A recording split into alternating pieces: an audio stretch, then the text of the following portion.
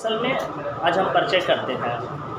Excel में ये जो आकृति होता है ABCD, इसको हम लोग कॉलम के नाम से जानते हैं। यानी जो खड़ा आकृति होता है इसको हम लोग किस नाम से जानते हैं? कॉलम के नाम से जानते हैं। और ये जो पड़ा आकृति में होता है 1 2 3 4, ये जो पड़ा आकृति में है इसको हम लोग क्या बोलते हैं? रो बोलते हैं। यानी कॉलम खड़ा होता है, रो पड़ा होता है। जैसे हाई एंड डिस्टेंस में एक अक्ष एक्स तो दूसरा अक्ष वाई, तो उसी प्रकार इसमें खड़ा कॉलम और रो पड़ा होता है। रो कॉलम का मेरा डिफिनीशन ख़त्म।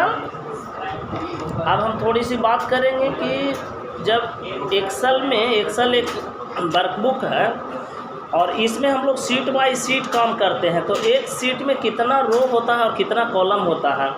एक सीट में 10,48,576 रो यानी रो पड़ा होता है और 16,384 कॉलम, यानी एक सीट में 10,48,576 रो और 16,384 कॉलम होता है। ये दोनों याद रखिएगा, हर बार ऑब्जेक्टिव में पूछता है। अब थोड़ी सी बात करेंगे कि बीच में जो घर है ना उसी को हम लोग सेल बोलते हैं। क्या बोलते हैं इसको? सेल। और जहाँ पे मेरा कर्सर मौजूद है इसको एक्टिव सेल बोलते हैं। तो जब हमको रो और कॉलम की जानकारी मिल गया, अब सेल निकालना है। यानी एक मोटरसाइकिल में 16 चक्का, हम एक मोटरसाइकिल में 2 चक्का, तो हमको 16 मोटरसाइकिल का निकालना है, तो दोनों को कैलकुलेट करेंगे। यानी 16 दूनी 32। तो जब हमको रो पता हो गया, कॉलम तो सेल तो निकाल ही सकते हैं। तो हम लोग क्या करेंगे?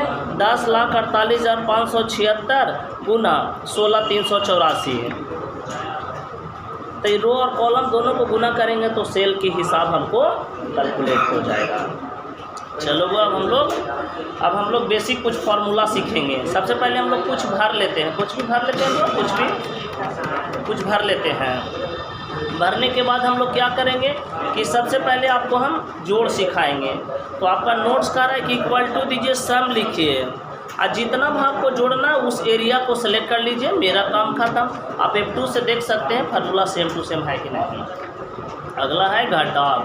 घटाने का 2 तरीका, फलाना वैल्यू माइनस फलाना वैल्यू। दूसरा तरीका ये भी है इक्वल टू इतना माइनस इतना, यानी B2 माइनस C2 कुछ भी कर सकते हैं। माइनस गुना के लिए भी सेम हो जाएगा।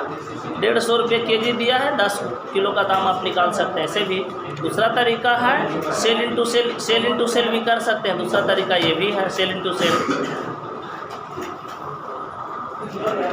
तीसरा है बुआ भाग के लिए इक्वल टू देना बुआ। टोटल को हम भाग करेंगे, जितना से भाग देना चाहते हैं भाग करेंगे। अगला है बुआ परसेंटेज। तो परसेंटेज के लिए कुल योग बटा कुल पूर्णांक गुना 100 कीजिएगा। देखिए परसेंटेज निकल गया, वो निकल गया ना परसेंटेज।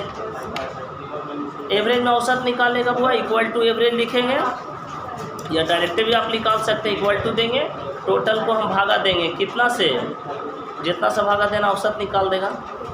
अब और मैक्सिमम में क्या करेगा? सबसे हाईएस्ट वैल्यू को निकालेगा। जैसे इक्वल टू मैक्स लिखेंगे और जितना भाग को सेलेक्ट करेंगे, मुझे नहीं पता कि कौन हाईएस्ट है, लेकिन मैक्सिमम में सबसे मैक्सिमम वैल्यू को वो क्या करेगा?